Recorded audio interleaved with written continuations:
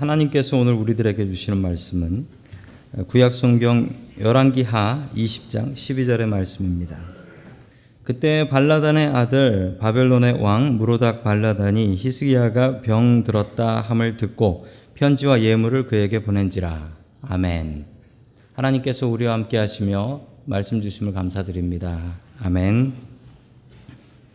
자, 우리 옆에 계신 분들과 인사 나누겠습니다. 반갑습니다. 인사하시죠? 반갑습니다. 반갑습니다. 인사 나누겠습니다.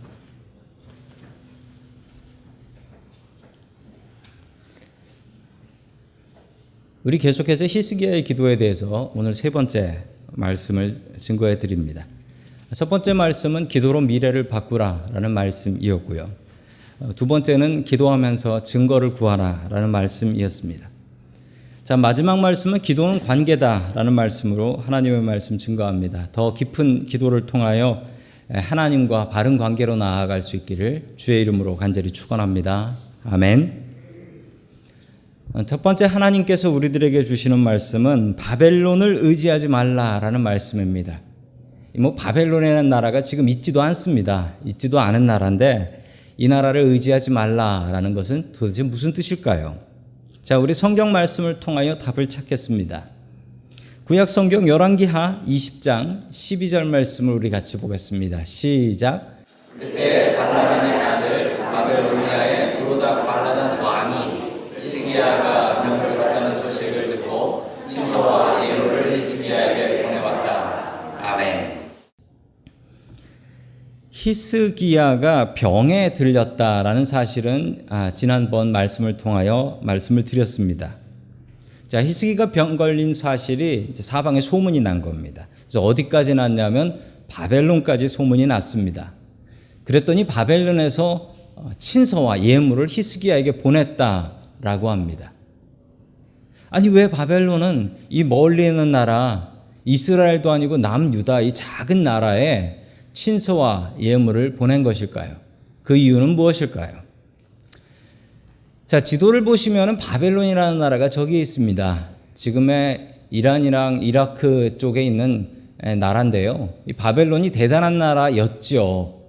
그런데 이 당시에 바벨론은 아주 작은 나라였어요. 아주 작은 나라. 심지어 왕도 자기가 못 세워서 저 아시리아라는 나라가 바벨론 왕을 세웠습니다.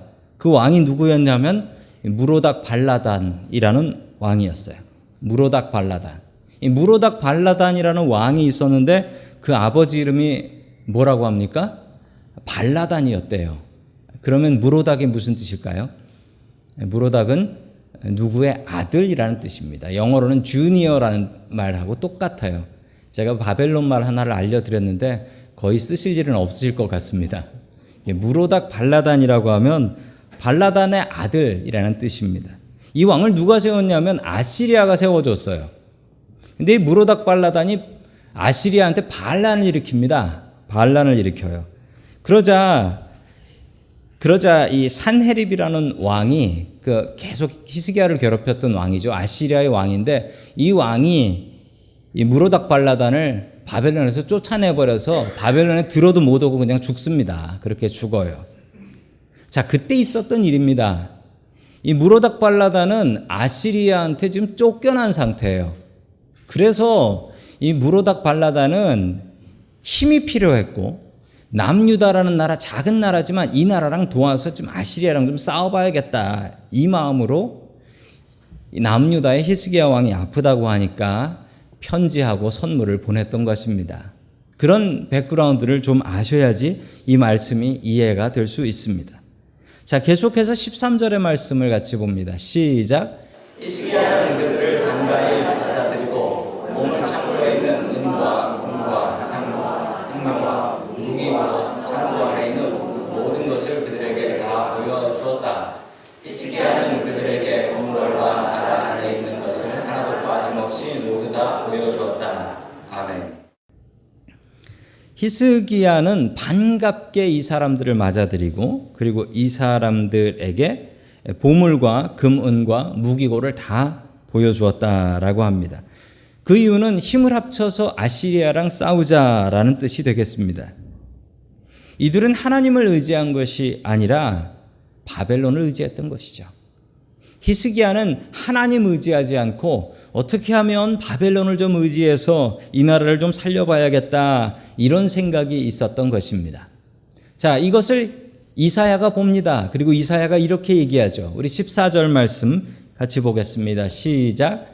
그때 이사야가 히스기야에게 와서 물었다.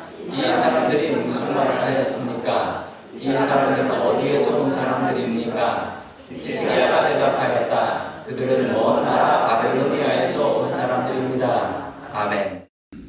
히스기야가 이 바벨론 말을 못 알아듣습니다. 그래서 히스기야가 묻죠. 저 사람들 어디서 왔고 저 사람들 지금 무슨 말을 하고 있는 겁니까? 라고 이야기를 합니다. 자, 그러자 히스기야는 분위기를 딱 보고 지금 혼내러 왔구나 라는 것을 깨닫고 이렇게 얘기합니다. 저 먼 데 있는 나라라고. 이거 뭐 아무 상관없는, 우리랑 혼 안 날라고 이렇게 얘기한 거예요. 그래서 바벨론에서 왔습니다 라고 이야기를 하죠. 그러자 이사야 선지자는 무서운 말로 예언을 합니다. 그 17절 말씀이 그렇습니다. 17절 봅니다. 시작. 그날이 다가오고 있다. 그날이 오면 내 왕의 모든 것과 오늘까지 내 조상이 저장해 놓은 모든 보물이 남김없이 바벨론으로 옮겨갈 것이다. 주님께서 또 말씀하십니다. 아멘. 이사야가 무서운 예언을 합니다.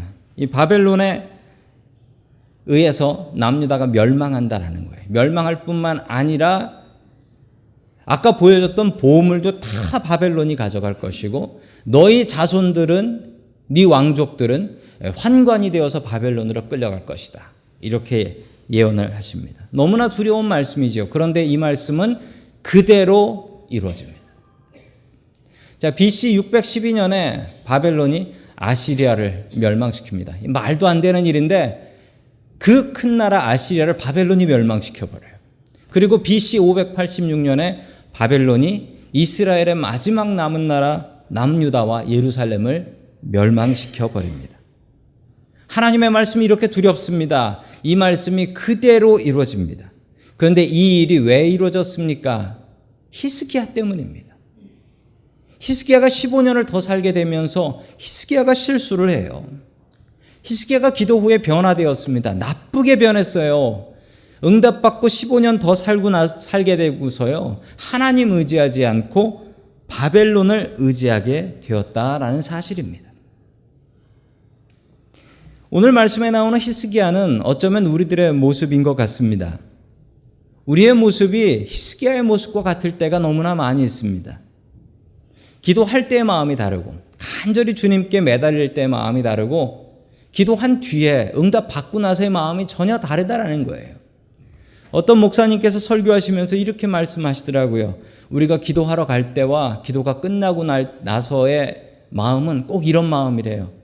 급하게 화장실에 갈 때의 마음과 화장실에서 나올 때의 마음이 딱 그 마음이라는 거예요.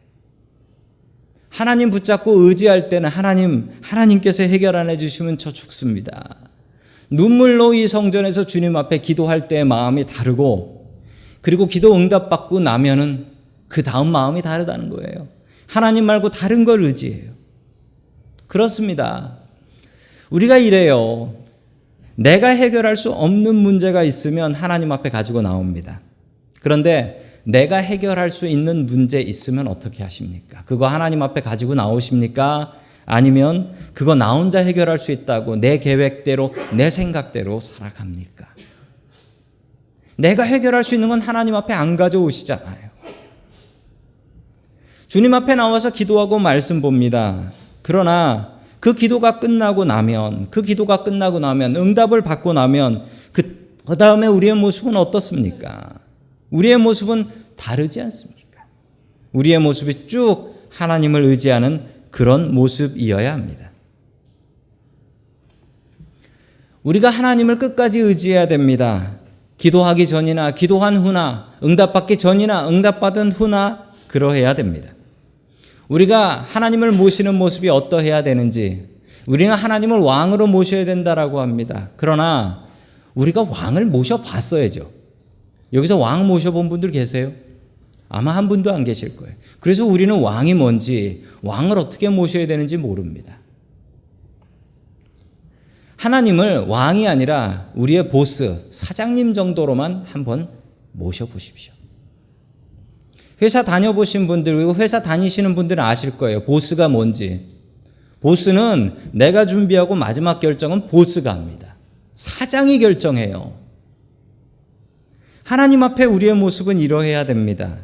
우리가 모든 것을 다 준비해야 돼요. 우리가 기도하고 하나님 의지한다고 해서 우리가 할 일을 안 하는 게 아닙니다. 학생이 공부 안 하고 맨날 기도만 하면 어떻게 될까요? 하나님께서 도와주셔서 빵점을 맞을 거예요. 우리가 하나님 앞에 기도하며 나아가야 되는 건 맞습니다. 그러나 우리의 것을 준비해야 돼요. 다 준비하고 주님께서 결정해 주십시오 이래야 돼요. 반대로 하시는 분들도 계세요. 내 뜻대로 다 정해요. 내 뜻대로 다 준비해요. 그리고 하나님 앞에 가지고 나와서 하나님 앞에 반공갈로 이야기합니다. 하나님, 이거 이대로 돼야 됩니다. 이거 이대로 안 되면 저 죽습니다. 이거 이대로 안 되면 저 교회 안 나옵니다. 하나님 앞에 이렇게 얘기하는 분들도 있습니다. 반대로 해야 돼요. 준비는 하지만 결정은 하나님께서 하시게 하는 겁니다. 제가 회사 다녔던 때 이제 기한이라는 걸 계획을 리포트를 만들어냅니다. 만들어내는데 그때 한국에서는 이거 아시는 분들이 있을 거예요. 한국에서는 이 결제방이라고 하죠. 결제방.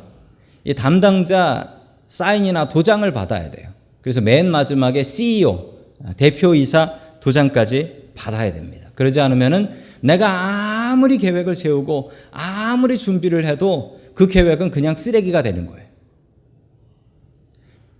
우리가 하나님 앞에 이런 모습으로 나아가야 됩니다. 어떤 모습입니까? 하나님 앞에 우리의 모든 것을 다 준비하고 하나님께서 결정해 주십시오. 하나님을 우리의 사장님으로 모시는 겁니다. 우리는 그의 종업원, 그의 인플로이가 되는 것이죠. 왕은 너무나 멉니다. 하나님을 왕처럼 모시라고 하면 우리는 어떻게 그렇게 해야 되는지 알 수 없습니다. 하나님을 우리의 사장님으로, 나의 보스로 모셔야 합니다. 히스기야는 기도 이후에 하나님이 아니라 바벨론을 의지했습니다. 우리도 그런 잘못을 저지를 때가 있습니다. 하나님을 하나님으로 의지하십시오. 하나님을 나의 보스로 모시고 살며 그분의 뜻을 따라 우리의 삶을 살아갈 수 있는 저와 성도 여러분들 될 수 있기를 주의 이름으로 간절히 축원합니다. 아멘. 두 번째, 마지막으로 하나님께서 우리들에게 주시는 말씀은 기도는 관계다라는 말씀입니다. 기도는 관계다. 참 그렇습니다. 기도는 관계예요. 한국말로 자부심과 자만심이 있습니다. 이 자부심이라는 말은 self-esteem이고요. 자만심은 pride라고 합니다. 이 두 가지 말에 공통점이 있죠. 이 두 가지 말의 공통점은 내가 뭔가를 잘한다라는 생각을 갖는 거예요. 내가 좀 뭘 잘한다. 내가 이걸 좀 잘한다. 내가 이번에 성공 잘했다. 이런 마음이 있는 거예요. 근데 자부심은요, 스스로 자랑하지 않습니다. 자부심을 가진 사람은 스스로 자랑하지 않고 남이 물어봐야 얘기하고 남이 그냥 알아주는 게 자부심이에요. 자만심은 뭐냐면 다른 사람에게 스스로 내 입으로 자랑하는 거예요. 자, 자부심을 가진 사람은 나의 정체성을 잘 알게 되죠. 나의 정체성을 잘 알고 그리고 남들이 부러워합니다. 자부심 있는 사람은. 근데 자만심이 있는 사람은 스스로 교만해집니다. 그리고 다른 사람들의 미움과 손가락질을 받게 돼요.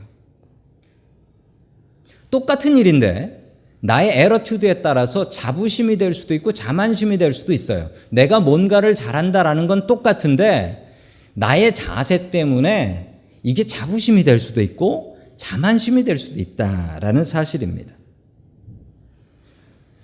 성도 여러분들은 어떻습니까? 머릿속에 생각하기, 이 사람은 정말 자만심이 있는 사람이야. 이런 사람 머릿속에 드는 사람이 있죠.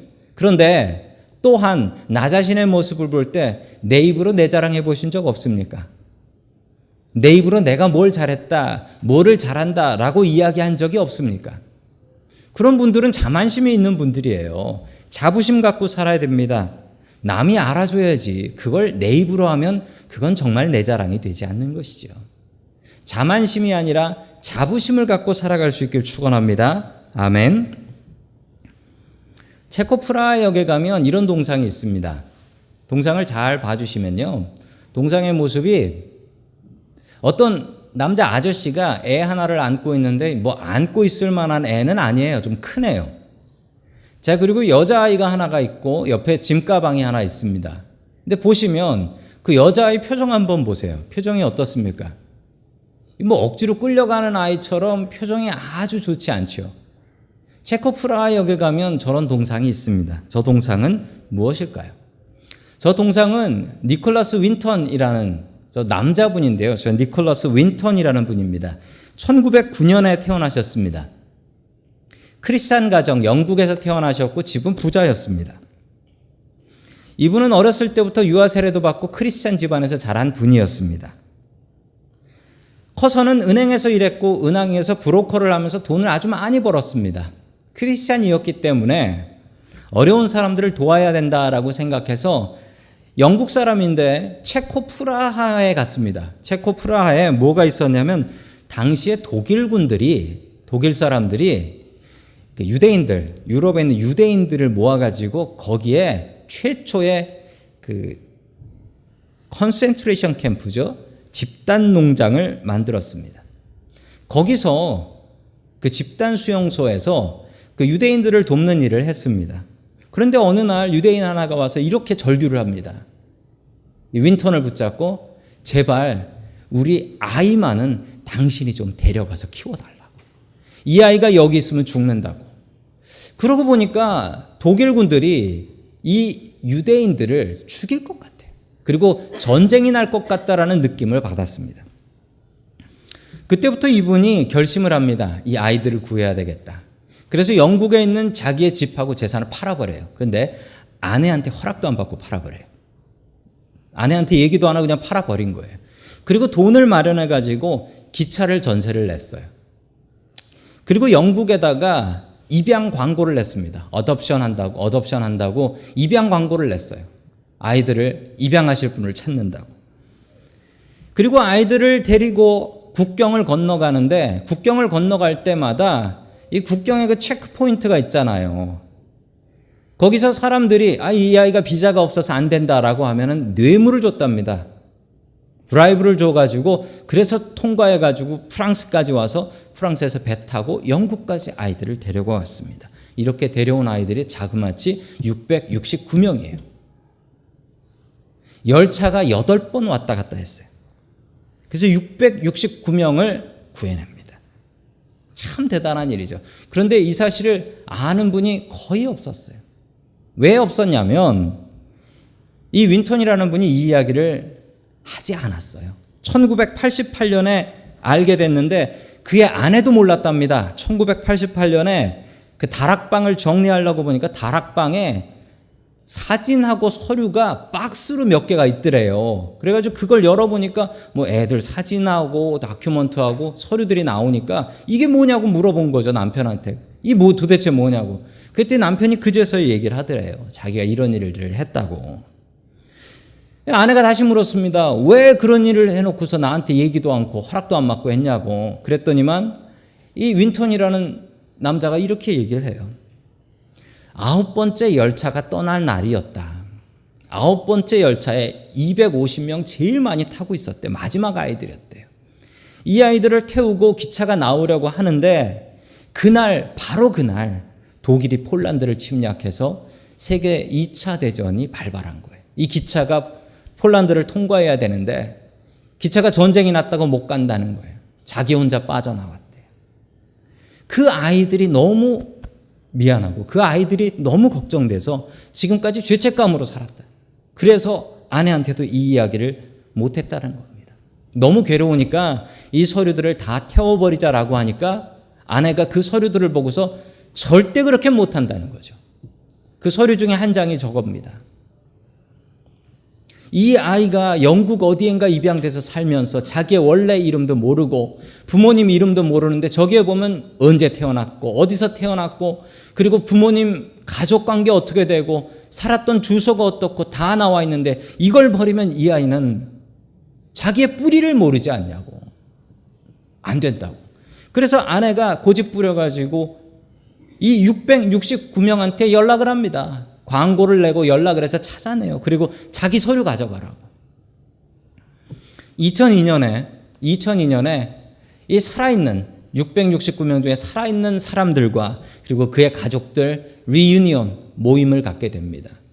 이 리유니언 이름이 윈턴스 칠드런이에요. 윈턴스 칠드런. 윈턴의 아이들이죠.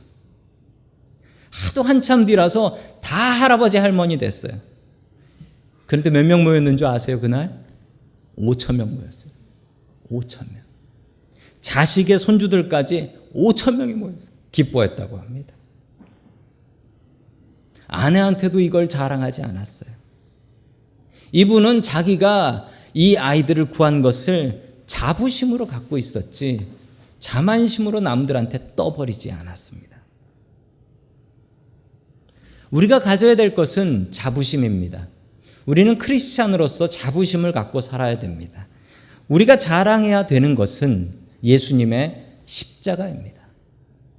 다른 것을 자랑하지 마십시오. 내가 예수 믿고 이런 복 받았다. 내가 예수 믿고 저런 복 받았다. 내가 기도해서 이런 응답 받았다. 저런 응답 받았다. 이런 자랑하지 마십시오. 그런 자랑은 나를 교만하게 하고 다른 사람에게 상처 줍니다. 우리가 자랑해야 될 것은 오직 예수님의 십자가입니다.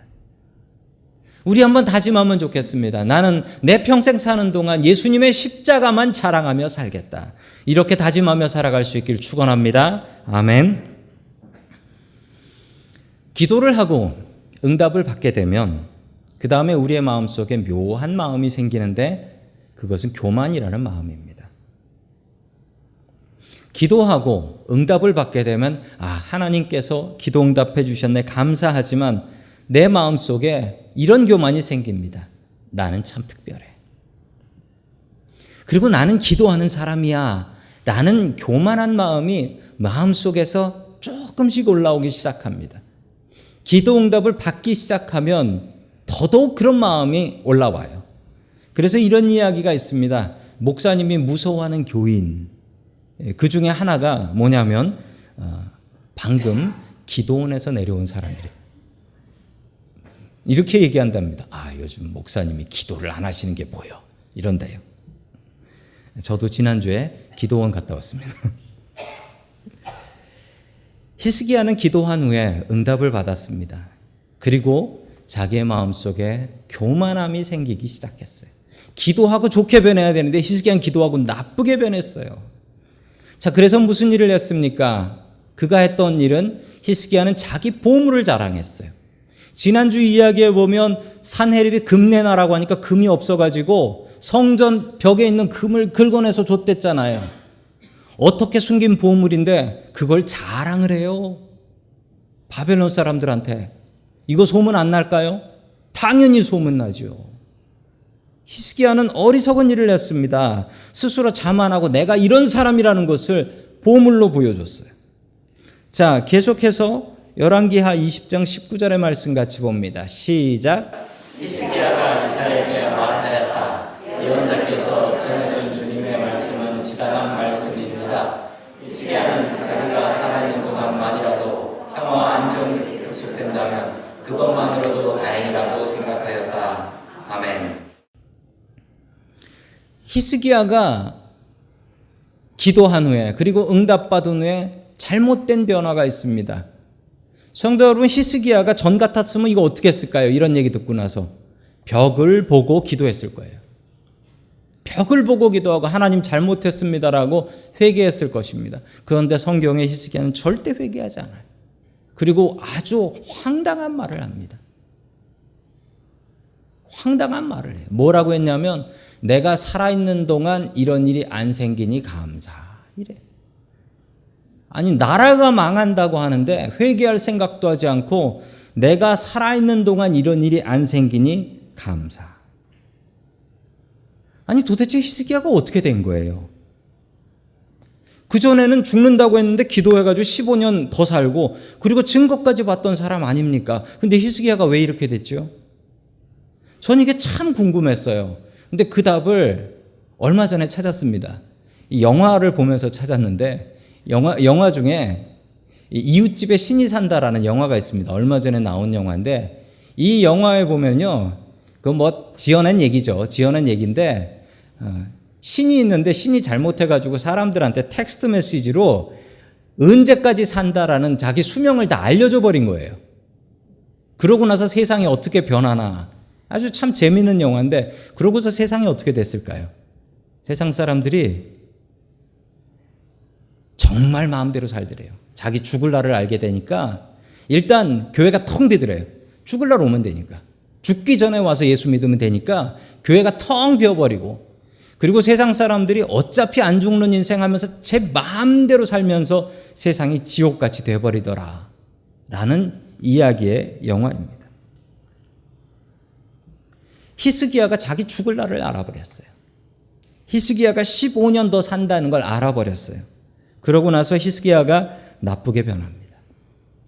우리가 죽을 날을 알지 못한다는 것은 큰 복입니다. 그래야지 우리가 긴장하고 하나님을 의지할 수 있기 때문입니다. 그렇다면 우리는 이런 생각을 하게 됩니다. 그냥 히스기야가 15년 전에 하나님이 죽는다고 했을 때 죽었어야 되네. 괜히 기도해가지고 응답받아가지고 15년 더 살아서 이 나라가 망하게 됐네. 이런 생각을 하시는 분도 계실지도 모릅니다. 그리고 드는 생각이 그래 그냥 하나님의 뜻에 순종만 하면 되는 것이지 기도할 필요 없겠다. 기도해가지고 뭐 이렇게 되면 어떡해. 어차피 15년 전에 죽는 게 나은 건데. 이런 생각을 하시는 분도 계실지도 모릅니다. 그러나 절대 그렇지 않습니다. 15년을 더 살게 하시는 것도 하나님의 뜻이고 15년 더 살면서 더 잘 될 수도 있었는데 히스기야가 하나님을 온전히 의지하지 않은 것입니다.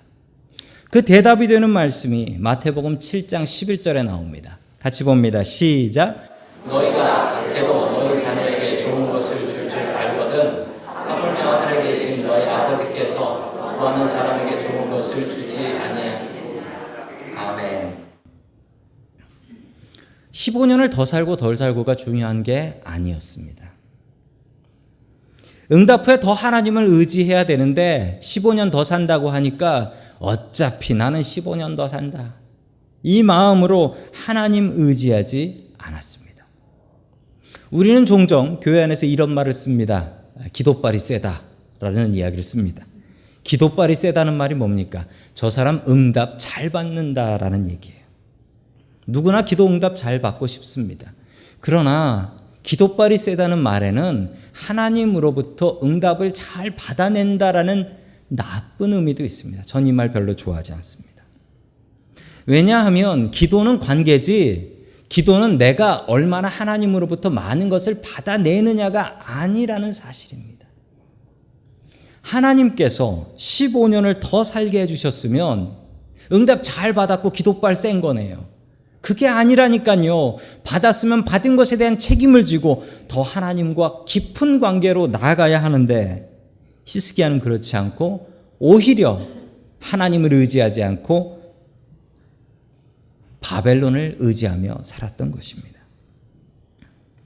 기도 후에 교만하지 마십시오. 기도하고 응답받은 후에 교만하지 마십시오. 그리고 기도하기 전의 마음과 기도한 후의 마음이 변화되지 마십시오. 아니 변화가 되어야 된다면 응답받고 하나님께 더 나아가는 관계로 나아가야 될 것입니다. 기도는 관계입니다.